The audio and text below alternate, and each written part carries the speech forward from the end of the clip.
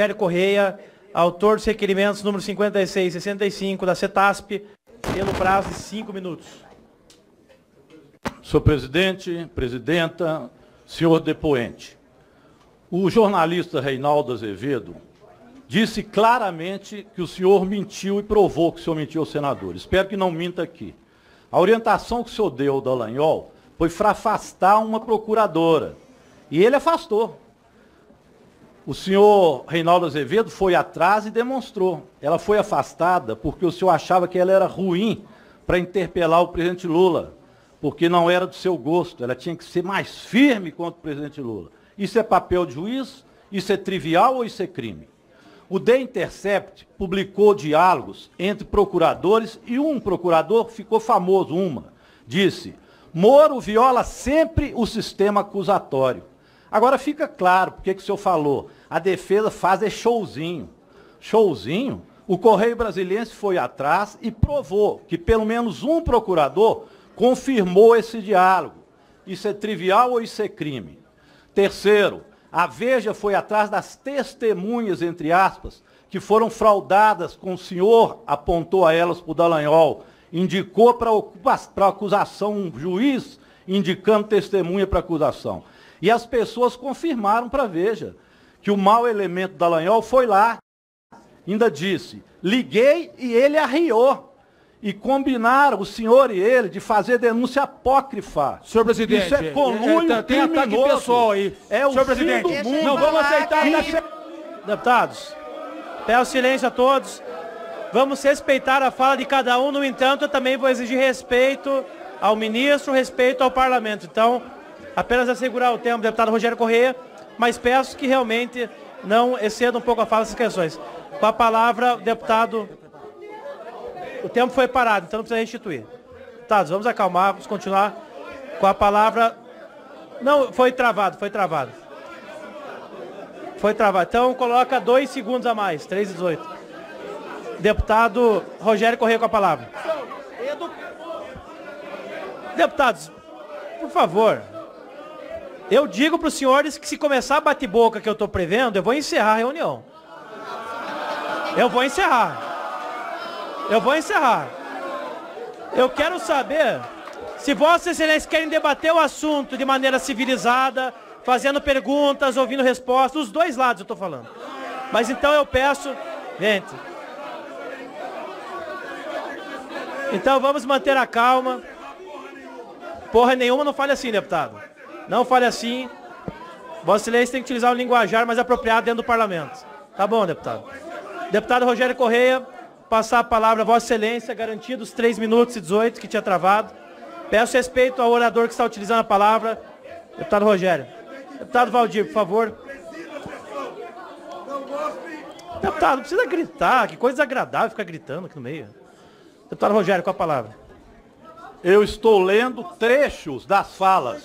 E o Dallagnol disse, liguei e ele arriou. Peraí, deputados, por favor, eu vou pedir respeito dos dois lados, por favor. O orador está com a palavra, vamos ouvi-lo. Não, deputado, realmente, eu vou dizer... A palavra está garantida. Vamos restituir 3:16 para o deputado Rogério Correia. Faltava 3:20, por favor. Quem está atrapalhando, senhor presidente? Deputados, eu estou pedindo para manter a ordem, estou pedindo para que todos mantenham a calma, para que a gente possa ouvir o deputado Rogério Correia e depois os pronunciamentos do ministro Sérgio Moro. Então, com a palavra, deputado Rogério. Apanhar de mulher, hein? E o Dallagnol disse, liguei e ele arriou. E combinaram fazer denúncia apócrifa, juiz e promotor. Isso é conluio, isso é o fim do mundo, ou é trivial? E o senhor disse, a pessoa estaria disposta a prestar informação. E eu estou repassando, a fonte é séria, isso é papel de juiz? A Folha trouxe o caso do Léo Pinheiro. E no diálogo ficou claro que não tinham provas. Apenas no interrogatório a você. Aí, você tirou de 26 anos e meio, vocês, de cadeia para ele, para 2,5, com direito a domiciliar e patrimônio. E o cretino do Dallagnol disse o seguinte... Deputado, por favor, eu acho que não acrescenta nada ao parlamento esse tipo de linguajar. Então está garantida a palavra, mas eu peço apenas que Da mesma maneira que pedirei respeito a todos, deputados, apenas... Está segurado o tempo. Apenas para que não cause mais tumulto, a gente tentar utilizar o linguajar apropriado dentro do parlamento. Palavra do deputado Rogério Corrêa. Deputado Valdir, por favor, vamos continuar a reunião. Temos muitos oradores para falar ainda.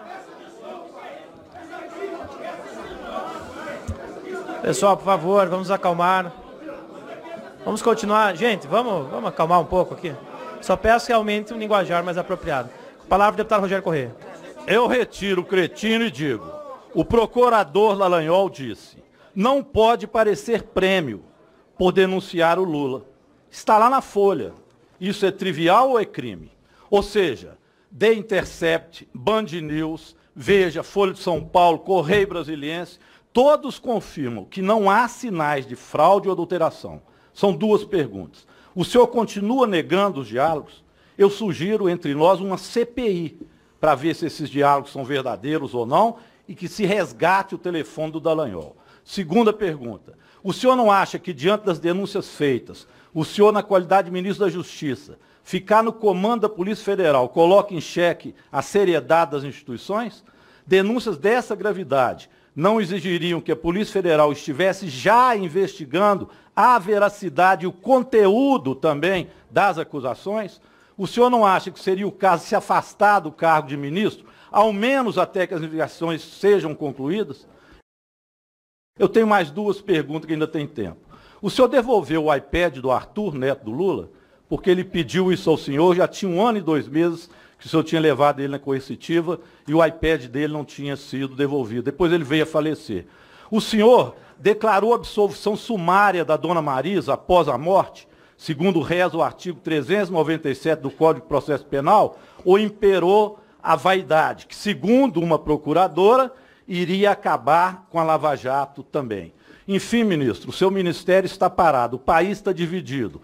O senhor aproveita isso para incentivar manifestações que são contra o Supremo, contra o Congresso e contra a democracia. PIB 0,8, 14 milhões de desempregados, cocaína no avião do presidente, 798 quilos de cocaína no navio brasileiro no Senegal, Queiroz, Marielle, Laranjal, ministro do Turismo, tudo isso parado, porque o senhor está respondendo a um crime que pode ter cometido e não quer que a Polícia Federal investigue. Eu peço ao senhor que responda. Não é o caso da Polícia Federal investigar também o conteúdo das denúncias que estão sendo feitas com o senhor contra vários órgãos de imprensa, e não é apenas o The Intercept. Muito obrigado. Deputados, por favor, pelo amor de Deus, se controlem. Vou passar a palavra ao ministro Sérgio Moro.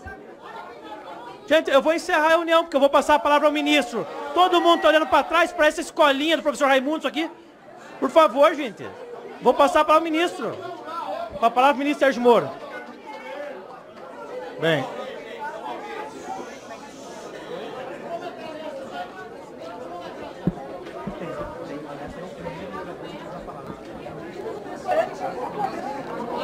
Presidente. Bem, então responder as questões que foram colocadas. Tá? O tempo é um pouco curto, foram várias questões, e algumas delas se repetem, vou tentar sintetizar aqui a resposta. A Operação Lava Jato, vai até caber críticas pontuais, mas assim, ela foi a maior investigação de corrupção e lavagem de dinheiro da história do país. Os dados objetivos, né? Falando só da 13ª Vara, 45 ações penais sentenciadas, 291 acusados, 211 condenações, 63 absolvições, 21% de absolvições, valores devolvidos mais de 2 bilhões à Petrobras. Tá? Nenhuma operação de investigação tem esses números aqui no Brasil. Não foi um trabalho individual, foi um trabalho institucional, Ministério Público, Polícia, outros órgãos auxiliares, eu como juiz de primeira instância, outros juízes depois me substituíram, juízes em segundo grau, magistrados do STJ, magistrados do STF.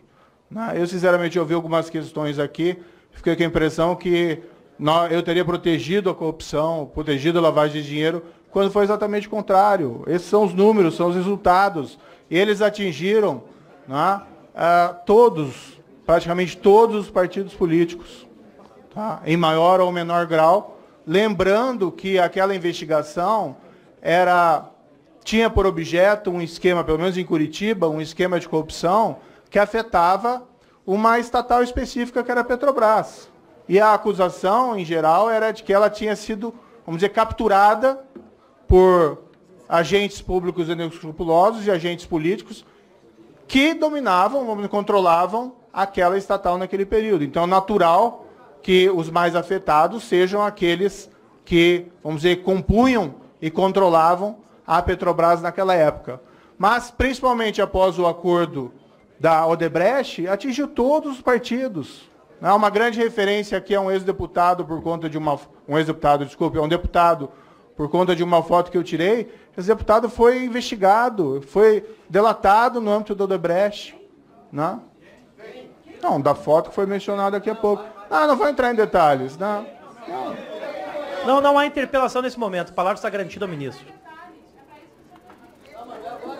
Aí o que acontece? Então, assim, me acusar de ter me omitido, de prevaricado, é exatamente o contrário. Foi difícil, não foi fácil. Foram muitas pressões durante todos esses 4 anos, muitas tentativas de destruir as investigações, de destruir a reputação dos envolvidos. Não foi um trabalho trivial, foi um trabalho muito intenso. Não é? Por mais que possam caber ali eventuais críticas pontuais, o resultado final é reconhecido não só no Brasil, mas internacionalmente. Então, afirmar que, de alguma forma, que eu protegi a corrupção, é exatamente o contrário, isso não corresponde aos fatos. Quanto à relação das mensagens, eu já mencionei, houve uma evasão criminosa dos aparelhos celulares. Tá? Esse material eu não tenho mais. Tá? Eu não apaguei esse material agora. Eu saí do Telegram em 2017. Esse material não existe mais. Meu telefone foi entregue à perícia da Polícia Federal. Eu não tenho condições de recordar mensagens que supostamente eu teria enviado há 2, 3 anos atrás, muitas delas sobre questões absolutamente triviais que se vê ali. Agora, desde quando eu primeira vez me manifestei, eu sempre falei, vejam lá na minha nota, no dia 9 de junho, supostas mensagens. E o que eu disse? Pura e simplesmente, aqueles que têm as mensagens, os hackers criminosos, ou os veículos da imprensa, que apresentem a mensagem para uma autoridade independente, apresentem lá, por exemplo, se não confiam na Polícia Federal, no Supremo Tribunal Federal, aí tudo vai poder ser examinado e verificado a autenticidade. Agora, eu não posso demonstrar ou reconhecer a autenticidade de um material que eu não tenho. Não obstante, mesmo considerando esse material que foi veiculado, o que se tem presente, não sou só eu que afirmo, várias pessoas afirmam isso, é que não tem nada ali que seja um conteúdo ilícito. Exemplo, Carlos Veloso, entrevista no Correio Brasiliense. O que li a respeito na imprensa é que o juiz Sérgio Moro teria conversado com o procurador a respeito de algo relativo à denominada Operação Lava Jato. Na conversa noticiada, não vi nenhum diálogo relativo a um caso que envolvesse combinação de procurador e juiz a respeito de provas a serem produzidas para alcançar um determinado fim. Um autor norte-americano, já que foi mencionado aqui os Estados Unidos, que segundo a opinião do jornalista, vamos dizer, desse site, lá eu já teria sido demitido. Ele não conhece o sistema legal norte-americano, pelo jeito. Eu já conversei com várias pessoas ali, teve declarações até de magistrados, vamos citar aqui um juiz federal que é amigo do Brasil, o juiz Peter Mest, deu declarações públicas que não viu nada naquele material. Mas o mais notável é um autor especializado em corrupção, Matthew Stevenson. Nos primeiros dias da divulgação, com todo aquele sensacionalismo, ele escreveu um artigo muito duro, muito crítico, questionando a legalidade ou ética do procedimento.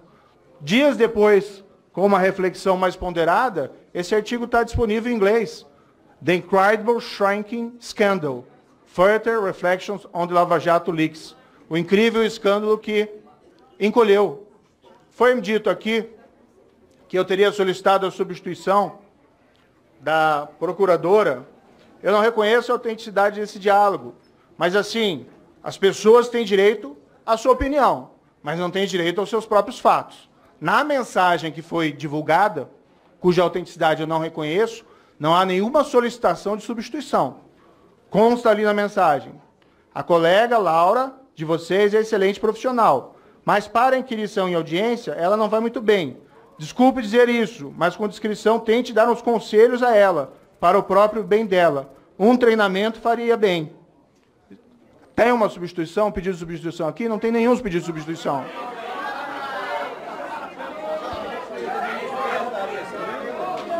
Bem, prosseguindo aqui. Deputados, por favor. O ministro está com a palavra, está garantida a palavra ao ministro Sérgio Moro, então eu peço que possamos ouvir com respeito o ministro nesse momento. Na verdade, o que se vê, principalmente sexta-feira, né? Sexta-feira passou todo dia lá, recebendo informações pela assessoria de imprensa que o site anunciaria uma notícia bombástica. Vou pedir porque daí... Não, pode ir. Foi interrompido. Foi interrompido. Só para concluir o raciocínio.